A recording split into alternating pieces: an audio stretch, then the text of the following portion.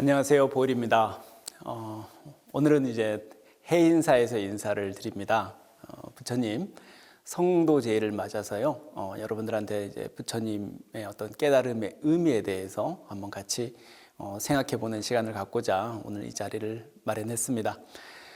여기 해인사는 여러분들 잘 아시겠지만 매우 특별한 곳입니다. 성도 제의를 맞아서 굳이 저희들이 지금 해인사에서 이 말씀을 전해드리는 이유는요. 해인사가 여러분들 아시다시피 부처님의 경율론, 부처님의 말씀과 또 스님들의 계율과 그에 대한 논서들을 이 3장을 모두 모셔놓은 팔만대장경을 봉안한 우리나라 3대 사찰 중에 하나인 법보종찰 해인사이기 때문입니다.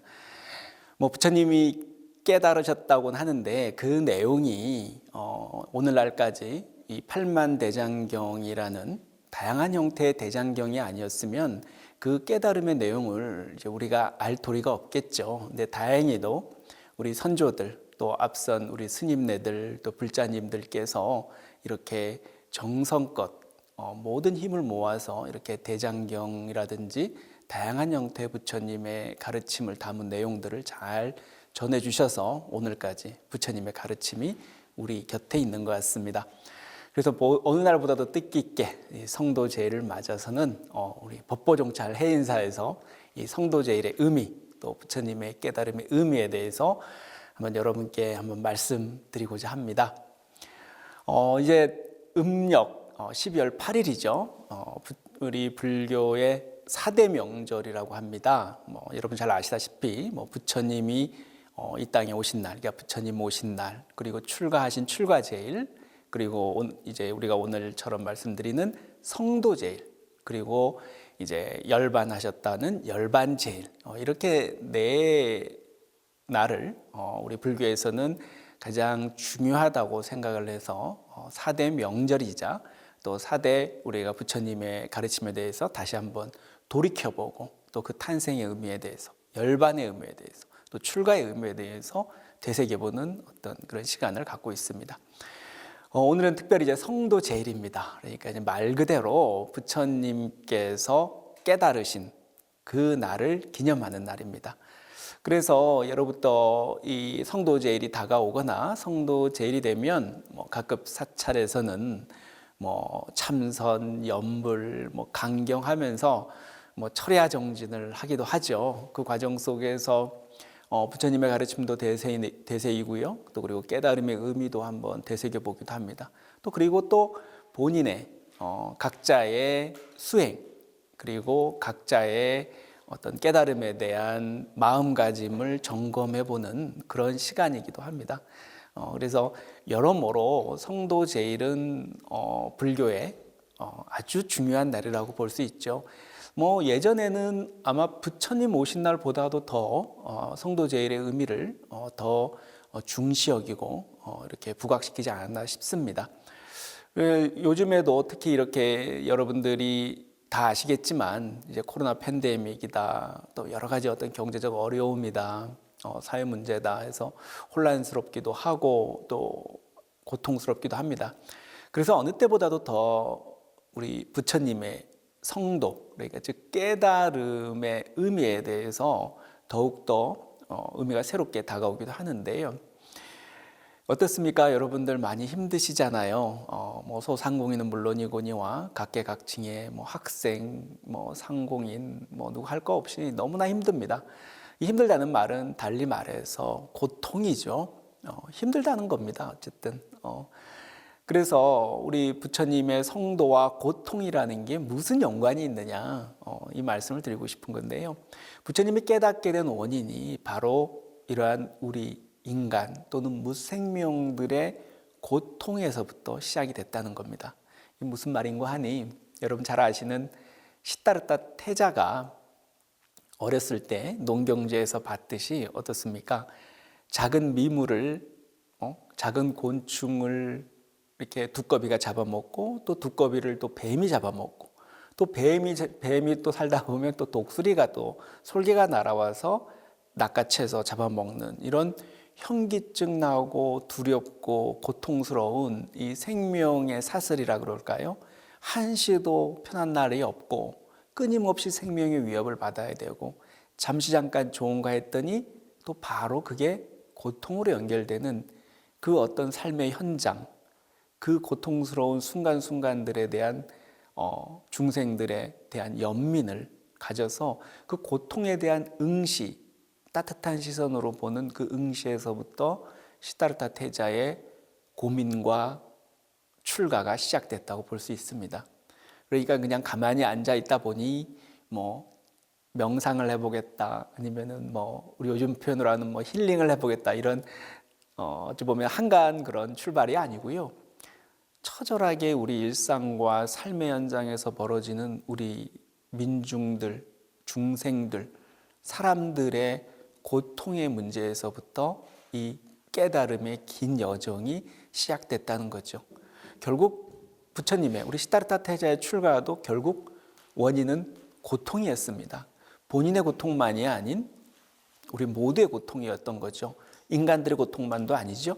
모든 생명이 있는 모든 것들의 고통에 대해서 견딜 수 없는 또는 참을 수 없는 연민을 느꼈던 겁니다. 우리 시다르타 태자는.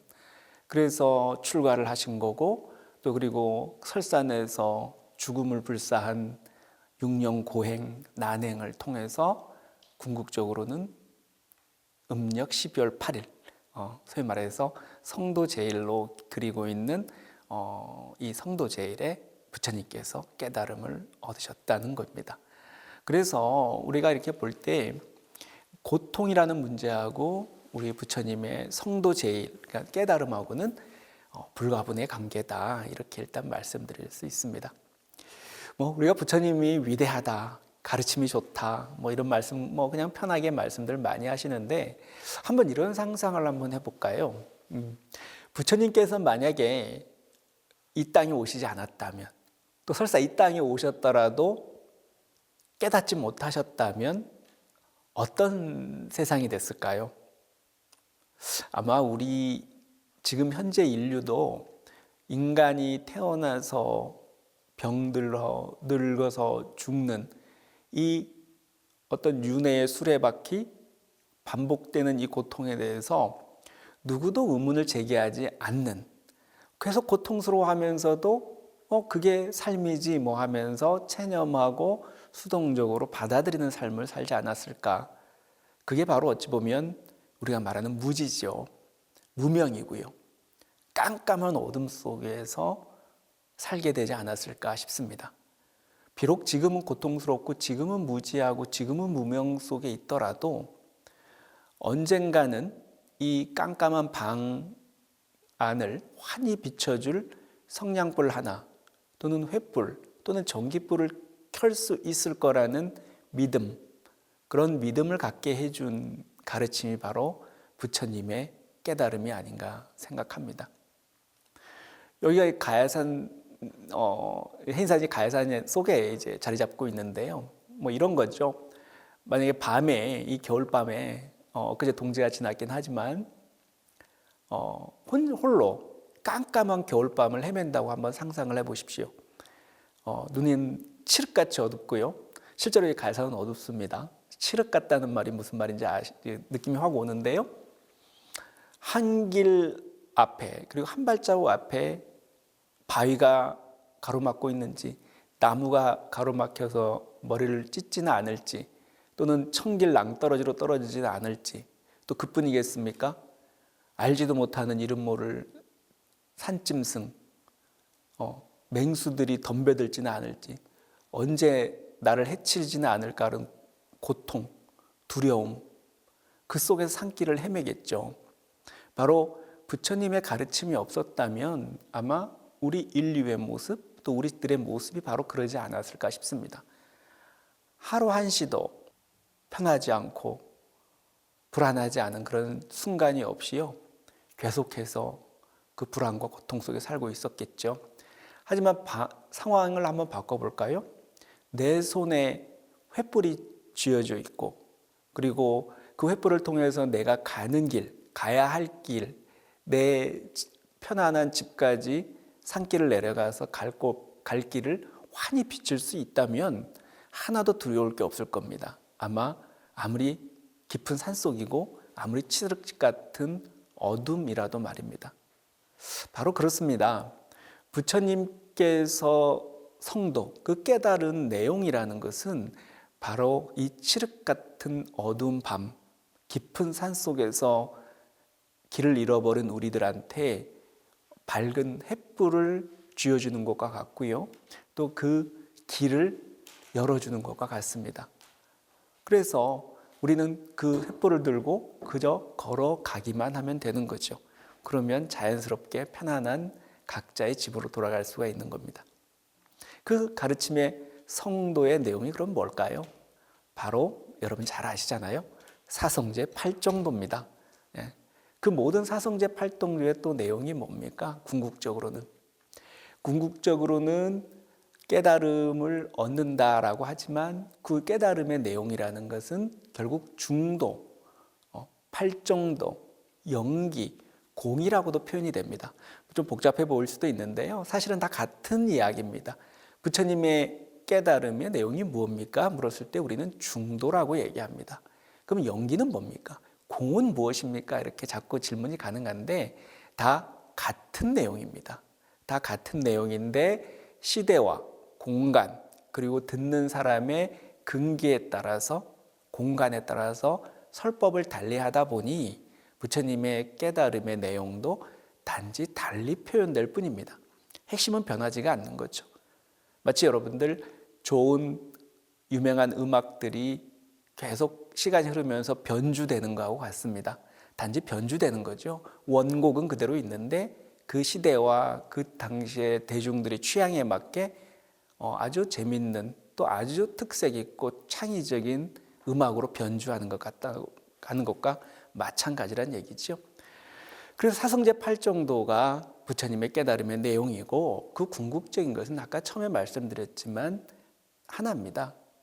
고통, 즉 생명들, 좁혀서 말씀드리면 우리 인간의 고통, 이 고통의 완전한 종식, 마치 우리가 지금 코로나 종식을 원하듯이요. 부처님께서 원했던 것은 이 고통의 완전한 최종적인 궁극적인 종식을 원하는 겁니다. 또 그게 바로 우리가 수행하고 부처님의 가르침을 따르는 이유이자 내용이기도 합니다. 그래서 우리는 이렇게 여러 가지 2500년 동안 불교에서 창안해낸 또 부처님께서 제시한 여러 가지 가르침을 따라서 다양한 수행법, 다양한 여러 가지 교리적 탐구 그런 수행법들을 모색해오고 또 개발해오고 오늘날까지 선의 탄생에 이르기까지 다양한 노력들을 해오고 있습니다. 그래서 우리 이 사성제 8정도를 우리가 성도제를 맞아서 어떤 마음 태도로 어떤 과정과 내용으로 우리가 수행해 나갈 것인가를 한번 돌이켜 볼 필요가 있을 것 같습니다. 물론 이렇게 많이 공부하신 불자님들은 뭐 다 아시는 내용이겠지만요. 우리 화엄경, 대승경전인 화엄경에서는 이러한 형태의 수행에 대한 우리 믿음과 실천의 체계를 이렇게 4가지 범주로 분류를 합니다. 신, 해, 행, 징인데요. 바로 뭐 많이 들어보셨을 거예요. 먼저 신입니다. 믿을 신자 쓰는 거죠. 우선 믿음이 뒷받침돼야 된다는 거죠. 확고한 믿음 없이는 이 긴 여정을 시작할 수가 없습니다.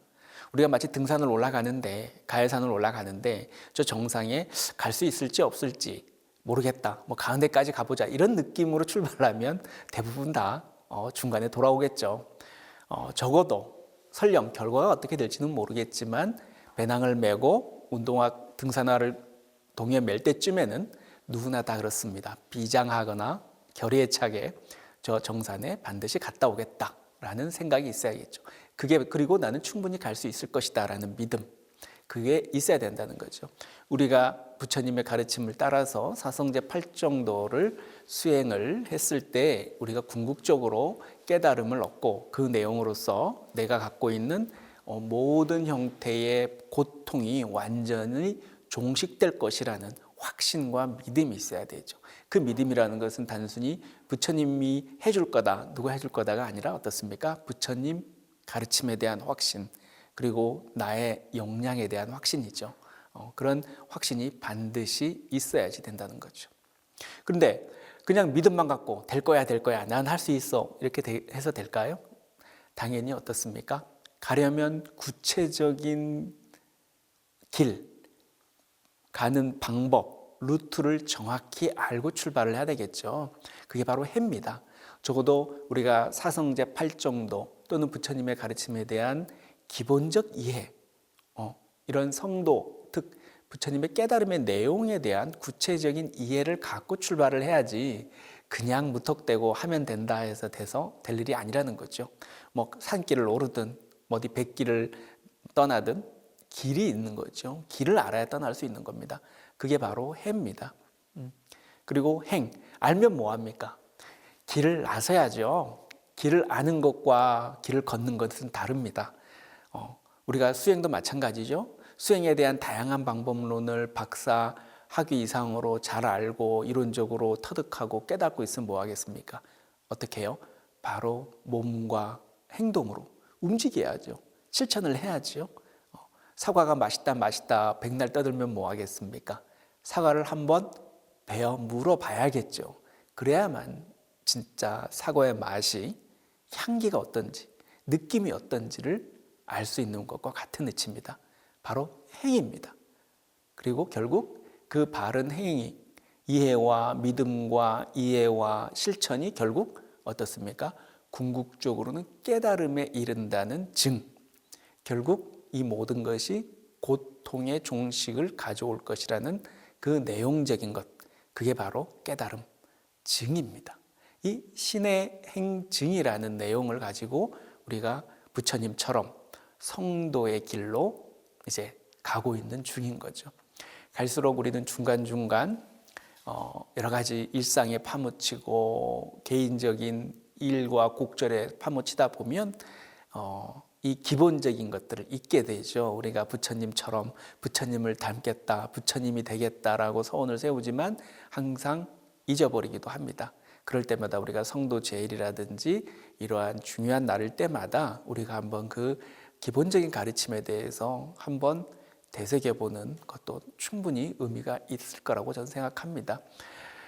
그런데 제가 꼭 또 하나 강조 싶은 것은 이 모든 내용들, 이 사성제 8정도, 고통의 완전한 종식 다 좋은 말인데요. 이게 어떤 부처님처럼 우리가 꼭 어떤 수행센터에 가야지, 꼭 어떤 시민 선방에 가야지, 또는 어떤 꼭 무슨 코스를 밟아야지, 불교 대학에 가야지 된다. 이 문제가 아니고요. 궁극적으로 불교대학에서 공부를 했던, 시민선방에서 공부를 했던 어떤 여타의 다른 특수한 프로그램을 밟았다 하더라도 우리 모든 부처님의 가르침의 핵심은, 낙처는 우리의 삶입니다. 우리의 일상입니다. 저 높은 가야산 꼭대기에 있는 것도 아니고요. 부처님이 계셨다고 하는 설산의 꼭대기에 있는 게 아닙니다. 우리가 부처님 법을, 깨달음을 우리 내면화시키고 우리 가정에 꼽히고 우리 사회에 꼽히게 하는 것은 바로 그 깨달음을 우리 일상 속으로 끌어들이려는 노력, 또 우리 일상 속에서 그 가르침이 꼽히게 하는 노력이 필요합니다. 우리 가야산 해인사, 우리 8만 대장경이 봉안되어 있는 법보전, 그 앞에는 이렇게 주련이 되어 있습니다. 왼쪽 오른쪽으로 원각도량 하처, 깨달음은 어디인가라는 물음이 달려 있고요. 또 그 한쪽에는 그 답으로서 현금생사 즉시 이렇게 되어 있습니다. 우리말로 하자면 바로 지금 여기라는 뜻입니다. 그러니까 팔만대장경의 그 방대하고 장대한 가르침도 결국 한마디로 요약하자면 바로 지금 여기라는 얘기입니다. 그 얘기는 부처님의 깨달음이 팔만대장경 법보전 안에 있는 것도 아니고요. 또 대적광전이나 각급 사찰 법당 안에 있다고 볼 수 있는 게 아닙니다. 궁극적으로 있는 곳은 바로 여러분들의 일상 속에서, 여러분들의 삶의 현장, 학교, 회사, 병원, 공장, 길거리 할 것 없이 삶의 현장에서 일하고 공부하고 부대끼는 그 치열한 현장에서 부처님의 중도, 사성제 팔전도가 실천적으로 드러났을 때 비로소 부처님의 가르침을 우리가 따르고 있다. 또 나는 불자다. 또 나는 수행자다라고 감히 얘기할 수 있지 않나, 저는 그렇게 생각을 합니다. 그래서 우리 오늘 부처님 성도 제일을 맞아서 부처님의 깨달음의 의미에 대해서 한번 생각해 보는 시간을 가졌는데요. 우리 수행자들 그리고 우리 불자님들 모두들 부처님의 가르침에 사성제 팔정도, 신의 행증이라는 기본적인 가르침을 마음에 새기되 이 모든 가르침이 구현되고 드러나는 곳은 다름이 아닌 내가 지금 있는 그 자리, 그게 집안이 됐든 어디가 됐든 내가 지금 호흡하고 있는 바로 그 자리가 바로 부처님의 중도, 영기, 공의 자리라는 것을 한시도 잊지 말아야 할 것입니다. 오늘 부처님 성도제를 맞아서 여러분과 오늘 함께 했습니다. 이 가야산 해인사 나름 많이 춥습니다. 그래도 여러분들의 구도, 열정 그리고 부처님의 가르침을 따르고자 하는 그 마음가짐들은 추운 곳이든 더운 곳이든 산이든 바다든 관계가 없겠죠. 하여튼 여러분 어쨌든 감사하고요. 어떤 새해 모든 일들 다 여여하게 원만히 성취하기를 기원드립니다. 감사합니다. 성불하십시오.